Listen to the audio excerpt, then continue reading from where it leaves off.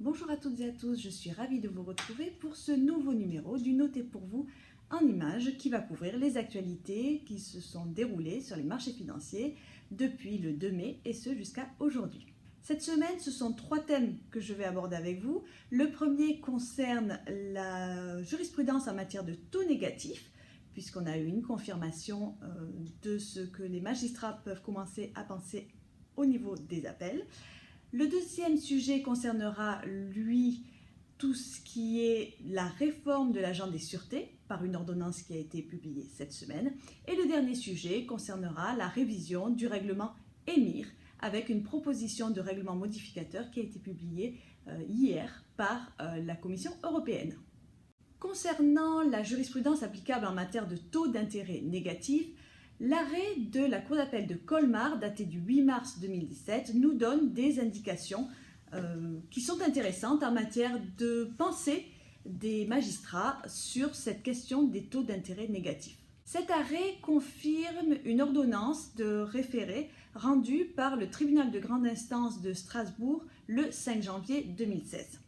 Dans cette ordonnance de référé, le magistrat avait estimé qu'il fallait appliquer les taux d'intérêt négatifs et du coup que le client devait recevoir des sommes de la part de sa banque alors que c'était lui qui avait souscrit un emprunt.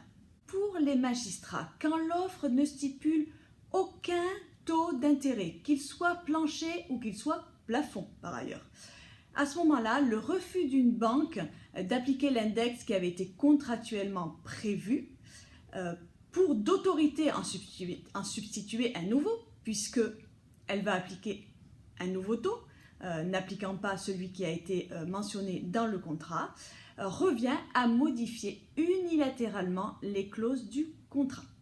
Donc ça, c'est l'argument massu des magistrats de la Cour d'appel de Colmar qui confirme l'ordonnance de référé du tribunal de grande instance de Strasbourg. La Cour affirme tout d'abord le principe d'intangibilité des conventions. Elle réaffirme ce principe et le pose en postulat. En deuxième point, la Cour rappelle que la révision pour imprévision du contrat, dans ce cadre-là, est impossible. En troisième point, et c'est là l'élément quand même fondamental, puisqu'il ne permet pas du coup d'avoir une position tranchée à un moment T, c'est que la Cour va affirmer que le caractère onéreux du contrat ne peut s'évaluer qu'à la fin, c'est-à-dire quand on connaît la durée totale du prêt.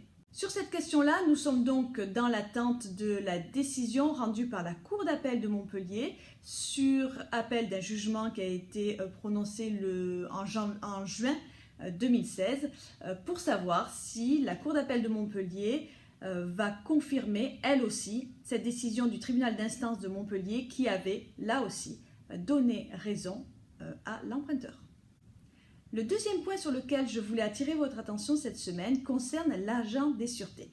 C'est en effet un travail de longue haleine puisqu'il y a plus de 2 ans que les travaux ont commencé sur cette réforme, mais elle a réussi à aboutir avant le deuxième tour des élections présidentielles, ce qui fait que les choses sont publiées et elles vont pouvoir s'appliquer.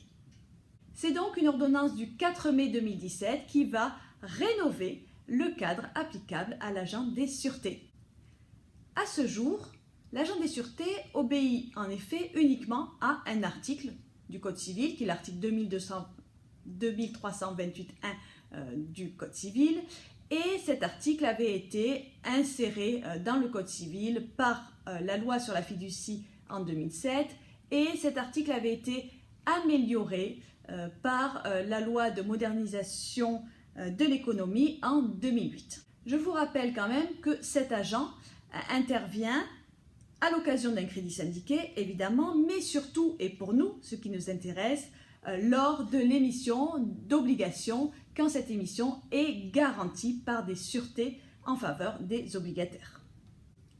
Alors pourquoi a-t-on réformé ce régime et l'encadrement de l'agent des sûretés? C'est parce qu'il comportait beaucoup d'imperfections qui avaient été soulevées par la pratique et par la doctrine et qui avaient entraîné du coup l'application de régimes étrangers et n'utilisait absolument pas ce régime créé en 2007 par les praticiens français.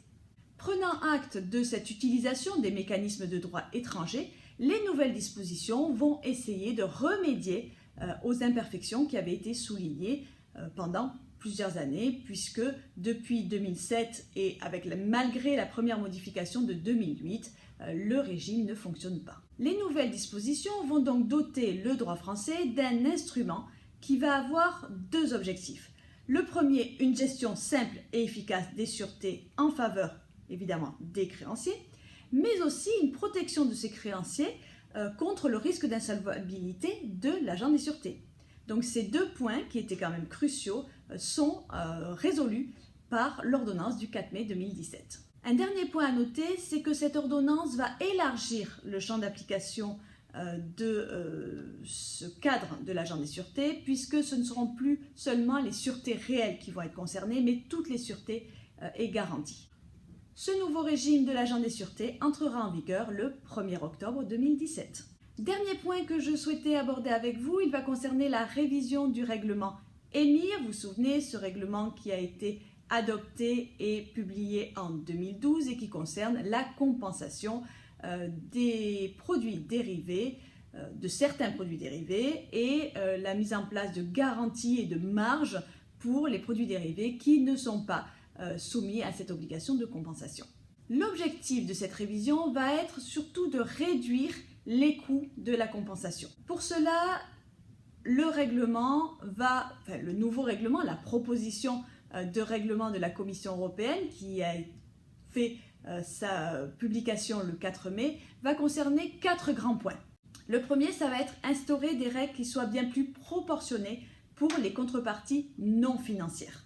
Le deuxième, ça va être vraiment de revoir le champ d'application de l'obligation de compensation centrale pour les contreparties financières, en l'étendant dans certains cas, mais en le réduisant dans d'autres cas, pour arriver là aussi à des règles plus proportionnées pour ces contreparties financières qui recouvrent en fait un champ d'application bien plus large et qui ne sont pas une catégorie homogène dans la mise en œuvre du règlement EMIR. Le troisième point va être de simplifier les exigences de déclaration, arriver à quelque chose de beaucoup plus simple, éviter les doublons dans les déclarations.